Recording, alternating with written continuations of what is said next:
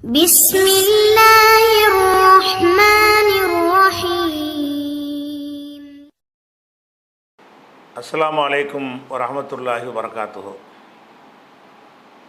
அன்பிற்குரிய சகோதர சகோதரிகளே, நீங்களும் ஆலிம்களாகலாம் என்ற இந்த பாடத்தில் வெள்ளி சனி ஆகிய 2 நாட்கள் திருக்குர்ஆனுடைய வசனங்களுக்குரிய அர்த்தத்தை பார்த்து வருகிறோம். இதுவரைக்கும் பக்ரா அத்தியாயத்தின் 114 வசனங்களை பார்த்து முடித்திருக்கிறோம். இன்றைக்கு 115வது வசனத்தை பார்க்கணும். அது 115வது வசனம் என்ன சொல்லுதுன்னு கேட்டால், ஒலில்லாஹி, லில்லாஹின்னா அல்லாவுக்கு, அல்லாவுக்குன்னு சொன்னாலும் இந்த மாதிரி இடங்கள்ல எல்லாம் அந்த ஹபர் மறைஞ்சு நிற்கும். பல முறை உங்களுக்கு அது சொல்லப்பட்ட செய்தி தான். இப்போ அல்ஹம்து, எல்லா புகழும் லில்லாஹி, அல்லாவுக்கு, அல்லாவுக்குன்னா அல்லாவுக்கு உரியது. ஜெய்துன் ஃபித்தாரி, ஜெய்து என்பவன் வீட்டிலே, வீட்டில்னா வீட்டில் இருக்கிறான். அப்போ உரியது, இருக்கிறது, இருக்கிறான், இந்த மாதிரியான பொதுவான கருத்துக்கள் இந்த ஜருடைய எழுத்தோடு வரக்கூடிய சூழ்நிலை என்ன செஞ்சுருக்கும், மறைஞ்சு நிற்கும். அது ஹபராக இருக்கும். அப்போ லில்லாஹி, அல்லாவுக்கு இருக்கிறது, அல்லாவுக்கு சொந்தம் என்று அர்த்தம். அல் மஷ்ரிகு உல் மக்ரிபு, மஷ்ரிக் என்பதும் மக்ரிபு என்பதும் அல்லாவுக்கு சொந்தமானது. மஷ்ரிக் மக்ரிபு என்பது 2 அர்த்தத்துக்கு வரக்கூடிய சொல்லு. அதாவது ஷரக்க என்றால் உதித்தான். அதில் இருந்து மஷ்ரிக்குன்னு சொன்னீங்கன்னா உதிக்கும் இடம், அதாவது திசை, அல்லது உதிக்கும் நேரம். இடத்தை குறிக்கிறதுக்கு நேரத்தை குறிக்கிறதுக்கும் இந்த சொல்லு வரும். இந்த இடத்துல ஒரு அர்த்தம் தான், பொதுவாக 2 அர்த்தம் இருக்குது. அதே மாதிரி மக்ரிபு என்று சொன்னால் மறையும் திசை, மறையும் நேரம். அப்போ சூரியன் உதிக்கும் திசைண்டா எது? கிழக்கு. மஷ்ரிக் என்றால் சூரியன் உதிக்கும் திசை. சூரியன் எங்கே உதிக்கும்? கிழக்க உதிக்கும். அதனால் இது கிழக்குன்னு அர்த்தம் செய்வாங்க வழக்கமாக. மஷ்ரிக்னா என்னது? கிழக்கு. மக்ரிபு என்று சொன்னால் மேற்கு, சூரியன் மறைகிற இடம், மறையும் திசை. சூரியன் மறைகிற நேரம்ங்கிற அர்த்தம் மக்ரிபுக்கு இருக்குது. மக்ரிபு தொழுகையெல்லாம் தொழுகிறோம்ல, சூரியன் மறையும் நேரத்தில் தான் தொழுகிறோம். அப்போ சூரியன் மறையும் நேரம்ங்கிற அர்த்தமும் அந்த சொல்லுக்கு இருக்கிறது. சூரியன் மறையும் திசைங்கிற சொல்லும் அர்த்தமும் இருக்கிறது. இந்த இடத்துல திசையை தான் குறிக்க, நேரத்தை குறிக்கலை. ஏன்னா பின்னாடி உள்ளதை வச்சு பார்த்தா அவங்களுக்கு அது விளங்கிக்கணும். அப்போ லில்லாஹி, அல்லாவுக்குத்தான் உரியது. அல் மஷ்ரிகு அல் மக்ரிபு, கிழக்கும் மேற்கும் அல்லாவுக்குத்தான் உரியது. அதாவது கிழக்கு திசைனாலும் அந்த திசைக்கு சொந்தக்காரன் அல்லா தான். மேற்கு திசை என்று சொன்னாலும் அந்த திசைக்கு உரிமையாலும் அல்லா தான். அடுத்து என்ன வருதுன்னா, ஐனமா துவல்லு, நீங்கள் எங்கே திரும்பினாலும் ஃபசம்ம வஜ்ஹுல்லா, அங்கே அல்லாவின் முகம் இருக்கிறது. இதனுடைய நம்ம படித்த கிராமர் என்ன? இந்த ஐனமாங்கிற வார்த்தை. ஐனமாங்கிறது ஏற்கனவே நம்ம படிச்சிருக்கோம். மண், மா, மத்தா, மகுமா, ஐயுன், அதில் படிச்சிருக்கோம் இல்லையா? அந்த வகையில் ஐனமாங்கிற ஒரு சொல்லு. ஐனங்கிறது கேள்விக்குறி. ஐன ஜெய்துன், ஜெய்து எங்கே? ஐனல் கிதாபு, கிதாபு எங்கே அப்படின்னு கேட்குறதுக்கு ஐனன்னு போடுவாங்க. இந்த ஐனமோட இந்த மா என்பது சேர்ந்துருச்சின்னு சொன்னால் எங்கே என்பது எங்காவதுன்னு மாறிக்கிறோம். ஷரத்துடைய அர்த்தம் சேர்ந்துக்கிறோம். கேள்வியாக இப்போ ஆகாது. ஐன மட்டும் போட்டால் கேள்வி, ஐனமாண்டு கேட்டால் எங்காவது. எங்காவதுன்னா அங்கே அந்த ஷரத்துடைய அர்த்தம் அது மறைஞ்சு நிற்கும். உதாரணமாக ஐனமா துவல்லு, தவல்னா நீங்கள் தவல்லாண்டா திரும்பினான். ஐனமா துவல்லு, நீங்கள் எங்கே திரும்பினாலும். ஷரத்து வந்துருச்சா? நீங்கள் எங்கே திரும்பினாலும் அந்த லும்னு ஒரு அர்த்தம் கொடுக்குறோம்ல, அது வந்து இந்த மா என்பதால் கிடைக்கிறது. எங்கேங்கிறது ஐன என்பதால் கிடைக்கிறது. ஐனமாவோட 2 இருக்கிறது. ஐனவுடைய அர்த்தமும் அதில் சேரும், மாவுடைய அர்த்தமும் சேரும். மாவுடைய அர்த்தம் எங்கே சேரும்னா அந்த வினை சொல்லுக்கு பின்னாடி போய் சேர்ந்துக்கிறோம். ஐனமா துவல்லு, எங்கே எங்கேன்னு போது ஐனவுக்கு அர்த்தம் செஞ்சுருவோம்.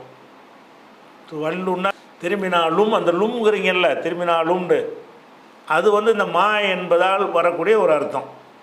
அப்போ ஐனமா துவல்லுங்கிறது அது ஷர்த்துடைய அர்த்தம் இருக்கிறதுனால தான் துவல்லூன என்று நூன் வராமல் நீக்கப்பட்டிருக்கு. ஷர்த்து வந்தால் நூன் போயிடும்ல. அப்போ ஐனமா துவல்லு, நீங்கள் எங்கே திரும்பினாலும், இது ஷர்த்து. ஜவாபு என்ன? இப்போ சம்ம வஜ்ஹுல்லா, அங்கே அல்லாவின் முகம் இருக்கிறது. இது அந்த சென்டென்ஸு ஜவாபு முடிஞ்சிருது. இதில் வந்து சம்மங்கிற சொல் என்ன என்றால் ஏற்கனவே படிச்சிருக்கிறோம். இஷாரா, சுட்டி காட்டுறது இருக்கு இல்லையா? சுட்டி காட்டுறதுக்கு தா, ஹாதா, தாலிக்க, உலாய்க்க, ஹா உலாயி, இதெல்லாம் வந்து சுட்டி காட்டுறதுக்குள்ள பெயர்கள்னு படித்தோம். இதெல்லாம் வந்து மனிதர்களையும் பொருள்களையும் சுட்டி காட்டுவதற்குரிய சொற்கள். இடத்தை சுட்டி காட்டுவோம்ல, இங்கே அங்கே, இது அதுன்னு சுட்டி காட்டுறது, அது பொருளை காட்டுறது. இடத்தை சுட்டி காட்டுறதுக்குரிய சொற்கள் வந்து சிலது இருக்கிறது. அதுவும் இஸ்முல் இஷாரா தான். அதில் நீங்கள் ஹுனாண்டு, ஹுனாண்டா இங்கே, ஹா ஹுனா சொல்கிறோம்ல, அதே அர்த்தத்தை தரக்கூடிய சம்மங்கிறது. சம்மன்னு சொன்னால் இடத்தை சுட்டி காட்டுற, அங்கே. சம்மடனது அங்கே, அங்கே இருக்குன்னு வச்சுக்கிறணும். இப்போ சம்ம அங்கே இருக்கிறது, வஜ்ஹுல்லாஹி அல்லாஹுடைய முகம் இருக்கிறது. அப்போ கிழக்கும் மேற்கும் அல்லாஹ்வுக்கு உரியது. நீங்கள் எங்கே திரும்பினாலும் அங்கே அல்லாஹ்வுடைய முகம் இருக்குது. இன்னல்லாஹ வாசிவுன் அலீம், அல்லாஹ் வந்து தாராளமானவன், அறிந்தவன் அப்படின்ற அர்த்தம் இதுக்கு வந்துருச்சு. இந்த அர்த்தத்தோடு நம்ம இந்த வசனத்தை கடக்க முடியாது. ஏன்னு கேட்டால் இதில் நிறைய கொள்கை விளக்கங்கள் இதில் அடங்கி இருக்கிறது. இது வரைக்கும் உள்ள வசனங்களை பார்த்தோம், சும்மா வாசி அர்த்தம் செஞ்சுட்டு போய்கிட்டே இருந்தோம். அந்த சிகருடைய வசனம் வரும்போது அது கொஞ்சம் கூடுதல் விளக்கம் தேவைப்பட்டுச்சு, நிப்பாட்டி விளக்கத்தை பார்த்துட்டு மறுபடியும் வசனத்துக்கு வந்தோம். அந்த மாதிரி தான் இந்த வசனமும் 2-3 கொள்கை, இஸ்லாத்தின் அடிப்படை கொள்கையை விளக்கக்கூடியதாக இருக்கிறது. அதாவது அங்கே அல்லாஹ்வுடைய முகம் இருக்குது அப்படின்னு வருதுல்ல, அதில் ஒரு கொள்கை இருக்குது. அல்லாஹ்வுடைய முகம் இருக்குதுன்னு சொன்னால் அப்போ ஒவ்வொரு திசையிலும் அல்லாஹ்வுடைய முகம் இருந்துக்கிட்டு இருக்குதா? நீங்கள் எங்கே திரும்பினாலும் அங்கே அல்லாஹ்வுடைய முகம் இருக்கிறதுங்கிற வார்த்தை வருது. அப்போ முகம் இருக்கிறதுன்னு வார்த்தை வந்துச்சுன்னா நம்ம என்னென்னு விளங்குறது? முகம் அங்கே இருக்குன்னு விளங்கிறதா? கிழக்கு நோக்குனா கிழக்க முகம் இருக்குது, மேற்கு நோக்குனா மேற்க ஒரு முகம் இருக்குது, வடக்க நோக்குனா வடக்க அவனுக்கு முகம் இருக்குது அப்படின்னு அர்த்தம். அதனால் வருது நேரடியாக பார்த்தா. நீங்கள் எங்கே திரும்பினாலும் அங்கே அல்லாஹ்வுடைய முகம் இருக்குதுன்னு இந்த வசனம் சொல்லுது. இதை வைத்துக்கொண்டு எப்படி வாதம், இதை மட்டும் வைத்துக்கொண்டு வாதம் பண்ணுவதாக இருந்தால் அல்லாஹ் வந்து பல முகங்கள் இருக்கிறது, அவனுக்கு ஒவ்வொரு பகுதியிலையும் ஒரு முகத்தை வச்சுக்கிட்டு இருக்கிறாங்கிற ஒரு அர்த்தத்தை இதை வச்சுக்கிற மாதிரி வரும். அதுபோக இன்னொரு ஒரு கொள்கை பிரச்சனை வரும். எங்கே வேண்டாலும் திரும்பினாலும் அல்லாஹ்வுடைய முகம் இருக்குன்னா அப்போ நம்ம காபாவை தான் நோக்கி தொடர்ந்து அவசியம் கிடையாது. கிழக்கு அவனுக்கு தான், மேற்கு அவனுக்கு தான், எங்கிட்ட திரும்பினா நல்லா தானே இருக்கிறான், வடக்க தொழுதுட்டு போகிறோம், இப்போ என்ன அங்கே நல்லா தானே இருக்கிறான் அப்படிங்கிற ஒரு விஷயங்கள்லாம் இதில் அடங்கி இருக்கிறதுனால இந்த வசனத்தை அப்படி நேரடி அர்த்தத்தை வச்சுட்டு இதில் உள்ள இந்த கொள்கை விஷயங்களை கொஞ்சம் நம்ம கிளியர் பண்ணிவிட்டு மறுபடியும் இதுக்கு வரணும். இந்த வசனம் அப்படி நிற்கட்டும். நம்ம அந்த கொள்கை விஷயம் ஃபஸ்ட்டு கொள்கை என்ன? இப்போ அல்லாஹ்வுடைய முகம்னு வருதுல, இந்த அல்லாஹ்வுடைய முகம் என்றதை மட்டும் உள்ளதாக இல்லாமல் பொதுவாக அல்லாஹ் பற்றி உள்ள அனைத்துக்கும் நம்ம ஒரு முடிவு எடுக்கணும். அல்லாஹ்வுக்கு முகம்னு மட்டும் குர்ஆன் ஹதீஸில் வரல.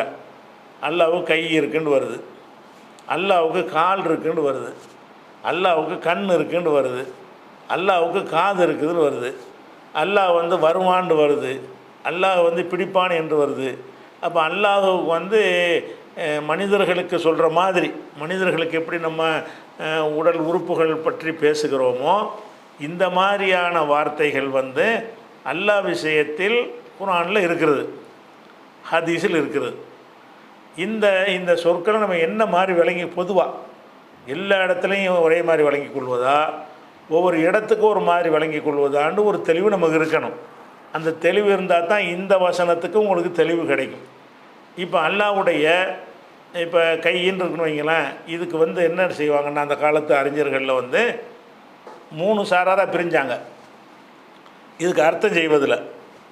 ஒரு சாரார் வந்து அல்லாஹ் கையின்னா அது மனுஷன் மாதிரி போயிடுத, கையின்றுலாம் சொல்லக்கூடாது, கையின்னா அவன் வல்லமை, அவன் வல்லமையை கொண்டு படைத்தான், கையை கொண்டு படைத்தான்னு சொன்னால் வல்லமையை கொண்டு படைத்தான், அவன் கையில் தான் அதிகாரம் இருக்குன்னா அவனுடைய கண்ட்ரோல்ன்ற அர்த்தம், கையின்னு அர்த்தம் இல்லை, கண்ட்ரோல்னு அர்த்தம். இப்படி அர்த்தம் கொடுக்கணும்னு ஒரு சாரார். இன்னொரு சாரார் வந்து கையின்னா கை தான், முகம்னா முகம்தான், கால்னா கால் தான், அப்படி தான் அர்த்தம் கொடுக்கணும் எல்லா இடங்கள்லையும். இப்படி ஒரு கருத்துடையவர்கள் இருந்தார்கள், அன்றைக்கு இருந்தார்கள், இன்றைக்கு இருந்து கொண்டிருக்கிறார்கள். மூணாவது கருத்து என்ன என்று கேட்டால், சில இடங்களில் நேரடியான அர்த்தத்தை கொடுத்து விட வேண்டும். நேரடியான அர்த்தம் கொடுப்பது, அதாவது நேரடியான அர்த்தம்னா கையினா கை தான், காலுனா காலு தான். அதுக்கு இடைஞ்சல் வரும் என்றால் இந்த இடத்தில் நேரடி அர்த்தம் கொடுக்க இயலாது என்பதற்கு தக்க ரீசன், வேறு குரான் வசனத்தினாலேயோ வேற ஒரு ஹதீஸினாலேயோ அல்ல இஸ்லாமிய அடிப்படை கொள்கையினாலேயோ அந்த அர்த்தம் கொடுக்க இயலாது என்று வந்தால் அந்த இடத்தில் மாற்று அர்த்தம் கொடுக்கணும்னு 3 சாராராக இருக்கிறாங்க. அன்றைக்கும் இன்றைக்கும் என்றைக்கும் இந்த மாதிரி வசனங்களுக்கு அர்த்தம் செய்வதில் வந்து 3 கூட்டத்தாராக இருக்கிறாங்க. ஒரு கூட்டத்தார் அல்லாஹ்வை பற்றி வரக்கூடிய சிஃபாத்துகளுக்கு பூரா நேரடி அர்த்தம் கொடுக்கணும், ஒரு சாரார்.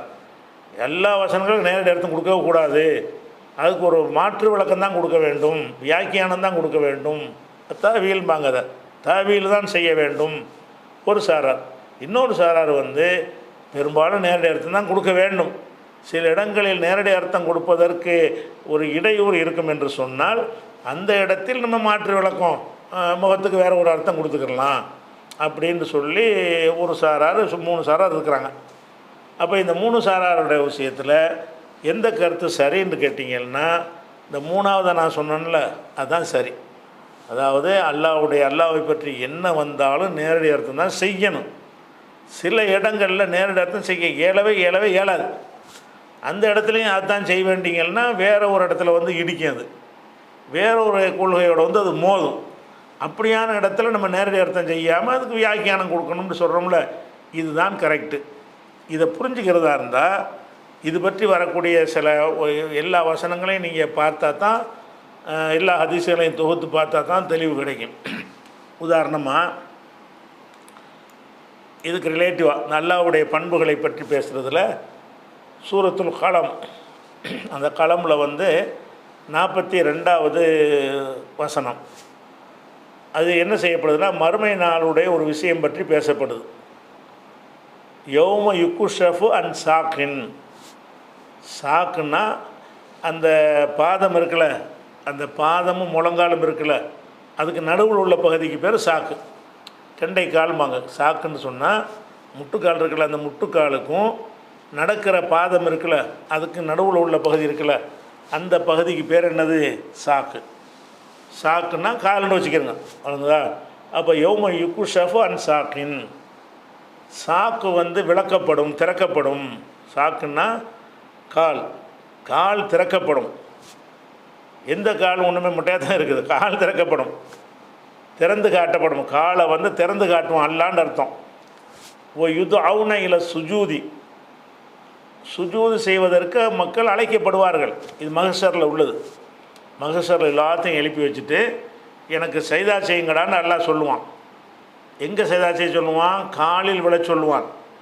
அவனுடைய காலை வந்து அவன் திறந்து காட்டுவான். யோம யுக்குஷஃபு அன் சாக்கின், அவனுடைய கெண்டைக்கால் திறக்கப்பட்டு ஒயுது அவுன இல சுஜூதி, சஜிதாவின் பக்கம் அழைக்கப்படுவார்கள்.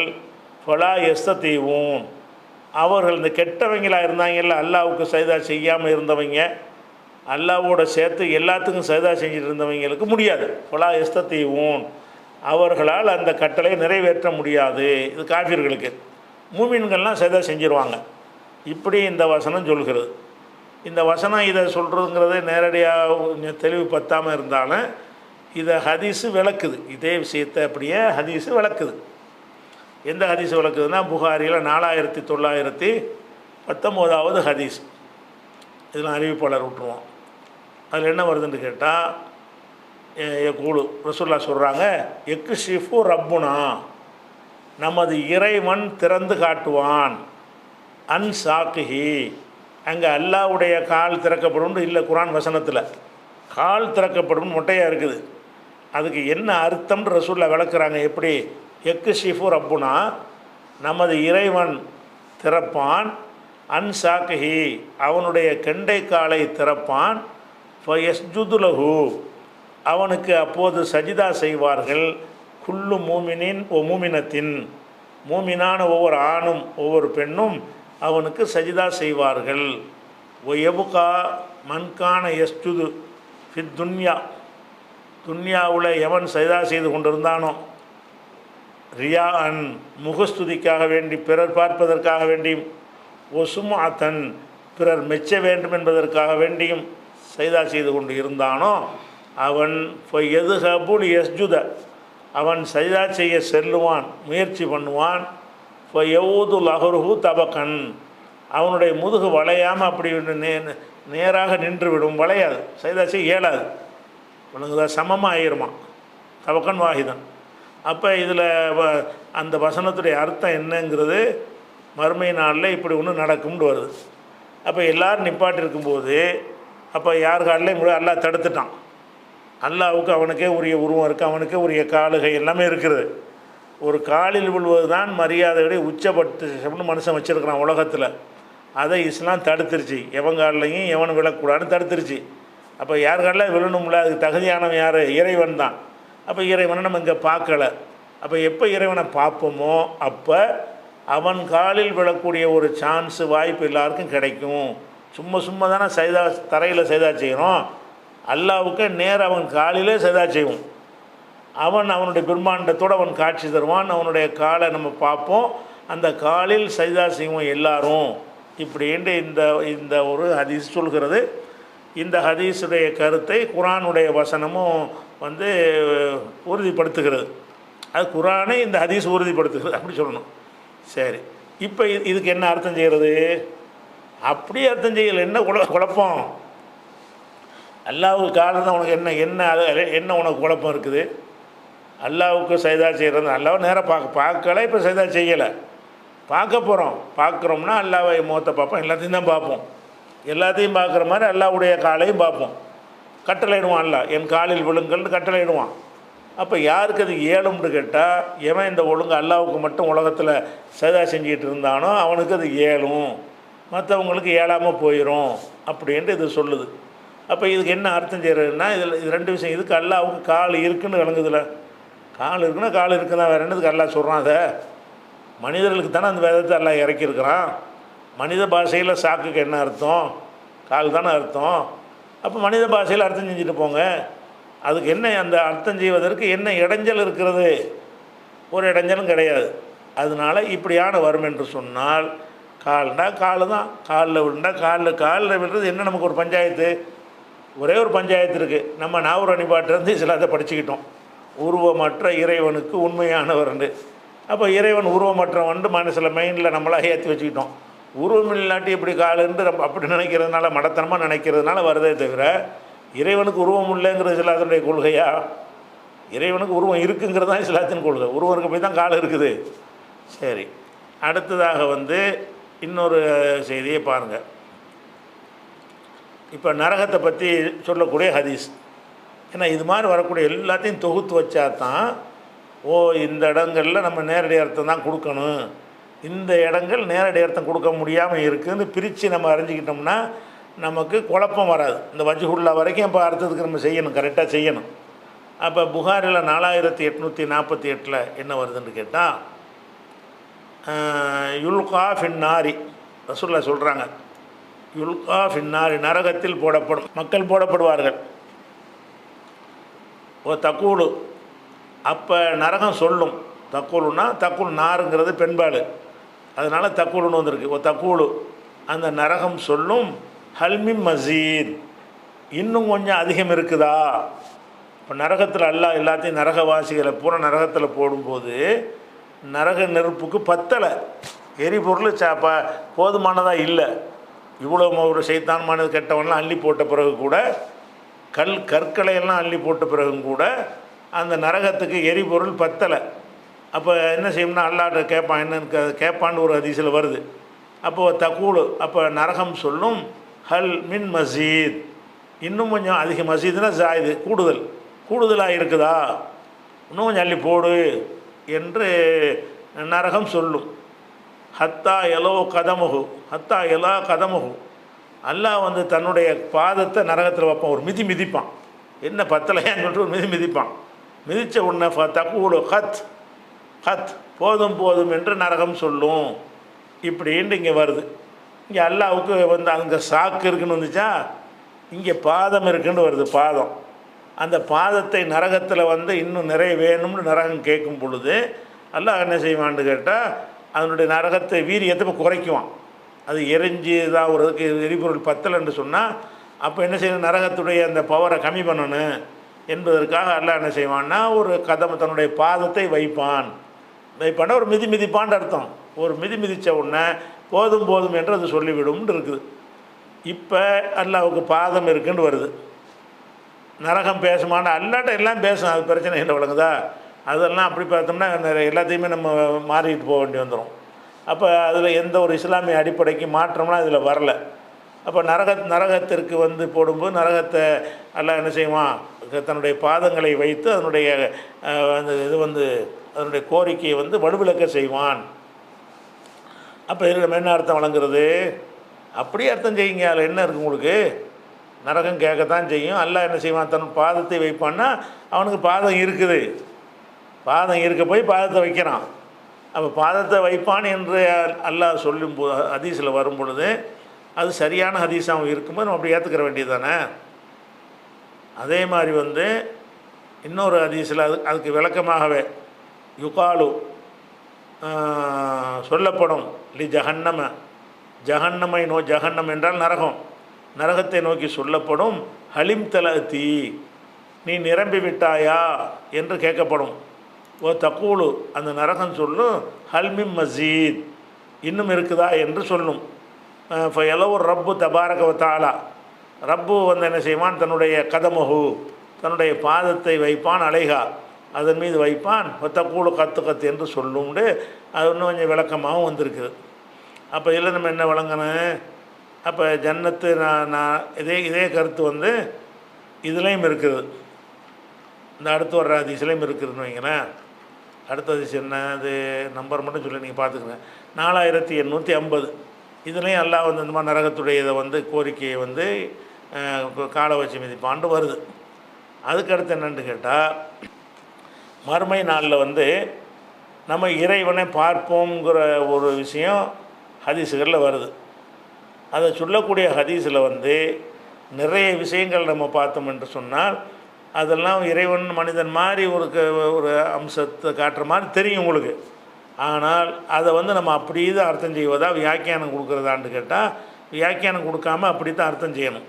என்ன செய்யணும்னு கேட்டால், சஹாபாக்கள் கேட்குறாங்க, அண்ணன் நாசக்காலு, மக்கள் கேட்டார்கள், யார சொல்லலாம் அல்லாஹ்வுடைய தூதரே, ஹல் நரா ரப்பனா யோமல் கியாமா, கியாம நாளில் எங்கள் இறைவனை நாங்கள் காண்போமா, ஹல் நரா நாங்கள் காண்போமா, ரப்பனா எங்கள் இறைவனை காண்போமா, யோமல் கியாமத்தி கியாம நாளில் எங்கள் இறைவனை அல்லாவை நாங்கள் பார்க்க முடியுமா, சஹாபாக்கள் கேட்குறாங்க.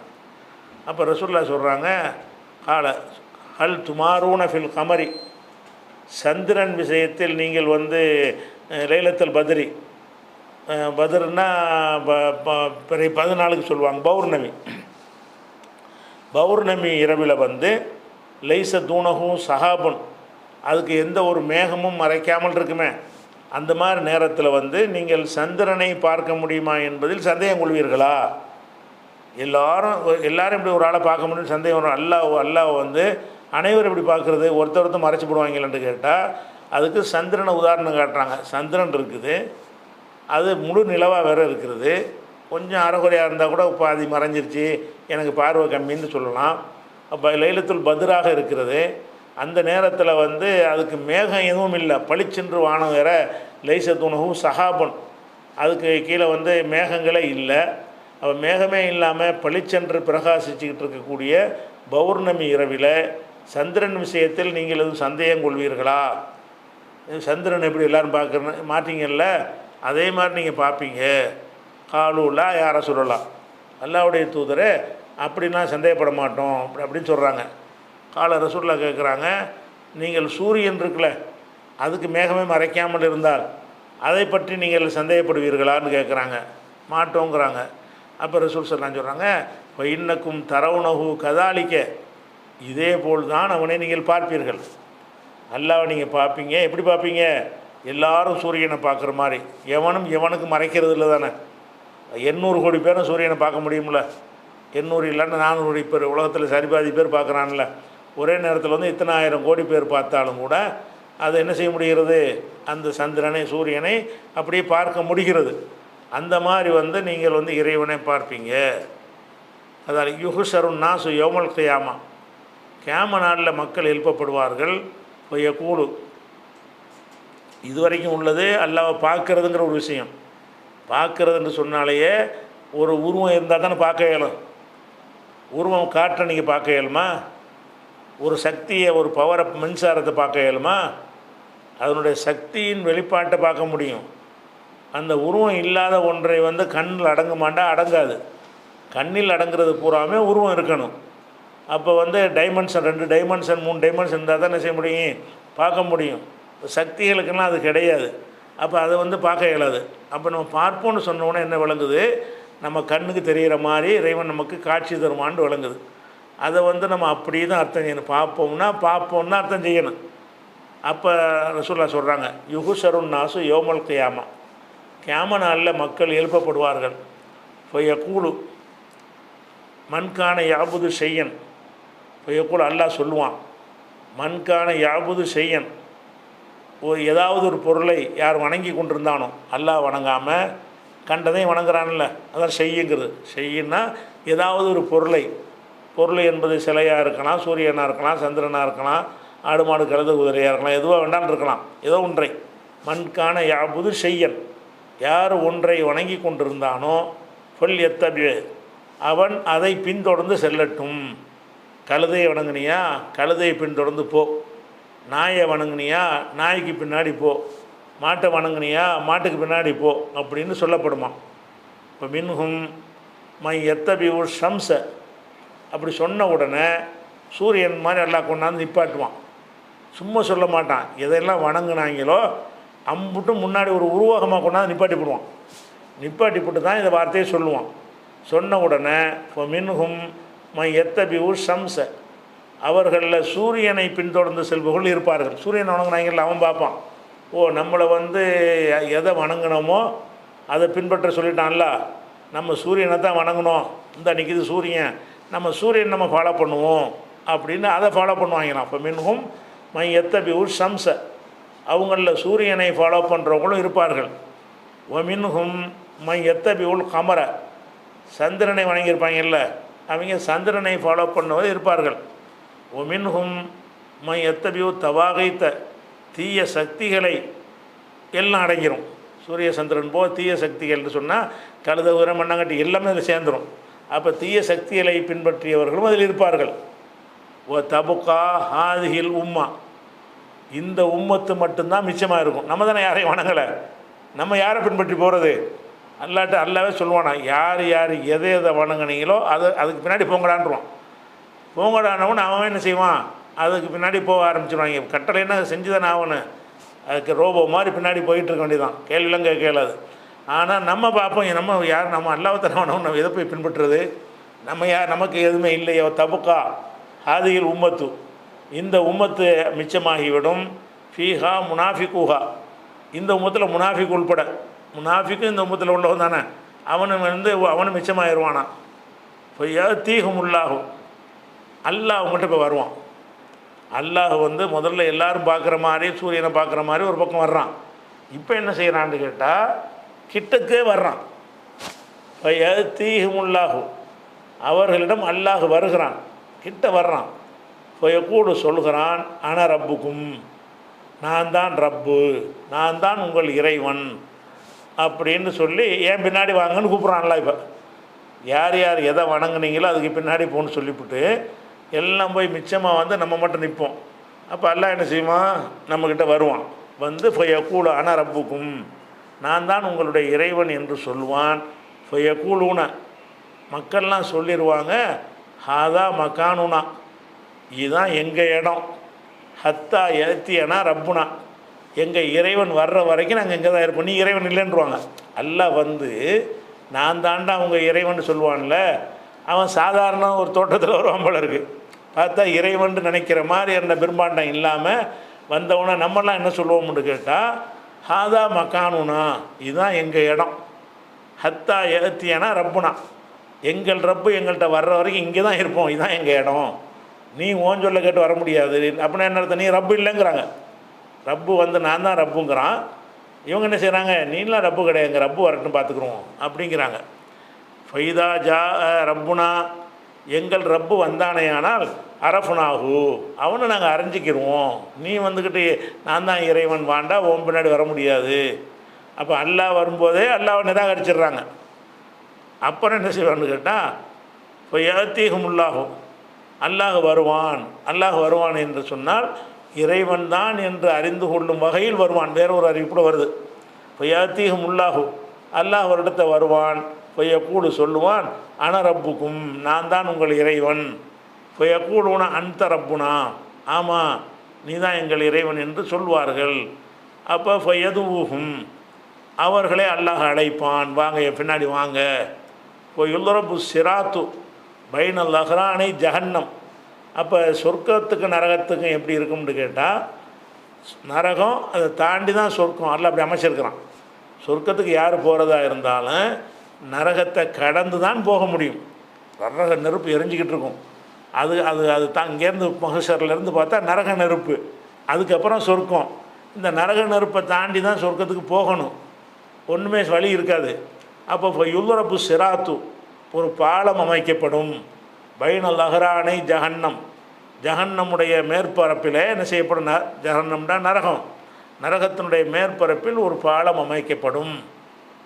ஃபஅகூன அன ஃபஅகூன அவ்வளமை யஜூஸ் மினர் ருசுலி பி உம்மத்திஹி ஃபஅகூன நான் ஆகிவிடுவேன், அவ்வளமை யஜூஸ் மினர் ருசுலி பி உம்மத்திஹி ரசூல்மார்களில் தன் உம்மத்தை முதலில் கடத்தி செல்லக்கூடியவனாக நான் ஆகிவிடுவேன் ரசூல்லா சொல்லுவாங்க. அப்போ என்ன செய்யும், ரசூல்லா வந்து நான் உங்கள் எல்லாரையும் கூட்டிகிட்டு போவேன், ஒவ்வொரு நபிமார்களும் அவங்கவுங்க ஆட்களை கூட்டிகிட்டு போவாங்க.